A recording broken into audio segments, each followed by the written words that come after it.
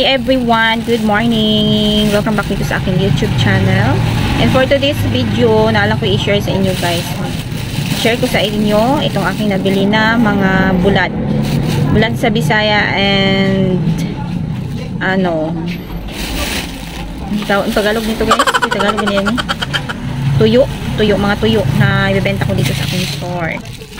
So, mga tuyo guys, natay mga klase-klaseng tuyo. So, 4 na klaseng bulad ang akong i-share sa inyo. Bulad and tuyo nga sa Tagalog. So, natay kani. Yan guys. Pautput man ni sa mo Tig 1/2 lang ang akong gipalit. So, kani, ang kilo ani puhunan is 80. So, kalahati lang man so 160 ang kilo ani. Next, meron na naman tayong ganitong klaseng tuyo. Ayan. So, kalahati lang din ang binili ko. So, 70. So, 140 lang ang kilo nito. So, kay tunga naman ito ipalit. Tunga lang ito. 4 na klaseng tuyo ang aking binili guys. So, next is ayan. Ganyan. So, kalahati lang din to. Ang kilo nito is 120. Kalahati. So, 240 ang kilo nito guys. And then next is ito 130 ang kalahati nito. Ayan, ganitong klase. Ayan. So kalahati. So meron ang bumili nito 20 pesos. So ang gagawin natin dito guys ay ating i-repack ng tig 20 pesos kung magkano ang ating kitain nito. So lahat dito 400 ba lahat itong nabayaran ko? Yan. 4 na klaseng buwad. So bumili ako ng plastic para sa ating lagyanan dahil i-repack nga natin ito. So, meron akong bumili din ako ng ganitong ayan, container na lagyanan natin sa ating na-repack para di siya malangawon, hindi siya di po siya kuan ba humigason, di siya langgamin. So, ayan ang price nito guys, 210. Sobrang mahal. So, next is ato na siyang i-repack. Tag timbangan. So, na tayo timbangan guys. Ayan. Muna siya timbangan na to. Atong repakon is first nating repack is repackin is ito. Itong couch food. Ayan. So, ang kilo nito is 80. Puhunan guys. So, ito yung plastic. 6x12.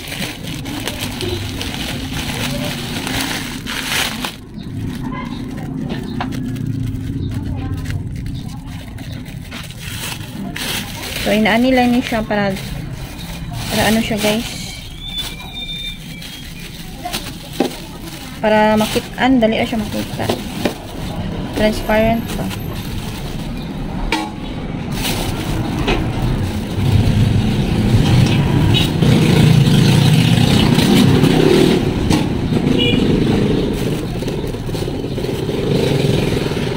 Ayan, 1 gram.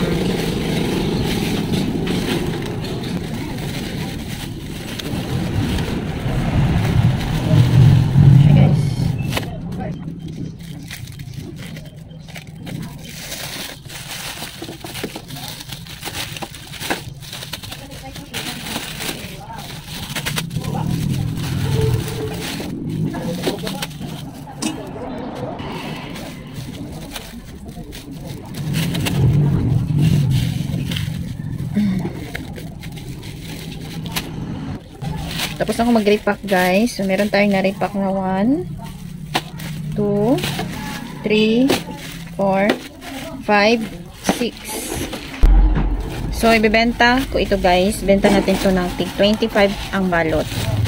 So, 25 times 6 equals 150. And then, ang atong punan is 80 pesos. So, natay ginansya na 70 pesos. So, yan. So, next guys, ang atong i-repack naman is itong ganito. So, ang kilo ani is 70 pesos. Ang atong palit. So, ato ni siyang i-repack na food. Sa tag 25 ang pack. Or 20 pesos. So, depende sa inyo guys kung magkano yung ibenta nyo dito para dako sa maginan siya. So, ato siyang i-repack. Per gram, 1 gram. So, 2, 4, 6. So, ano lang siya. Unom ang sulod.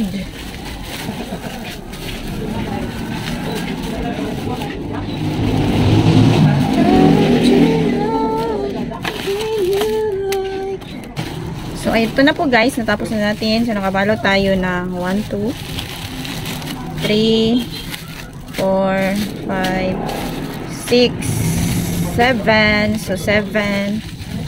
So, tag 25 na ito baligyan per pack. Per ganyan. Ganito. 50. 175. So, 175. 7 times 25. 175 minus. Ang puhunan ani guys is 70. 70. Natoy 105 atong ginansya there is a blood na ito. So ano yan. Next atong i-repack is ito.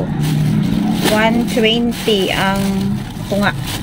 So 240 ang puhunan ani guys. So ito siyang i-repack. O tagduha lang kabuok. So tanaw na to pila atong maabot ani atong tubo.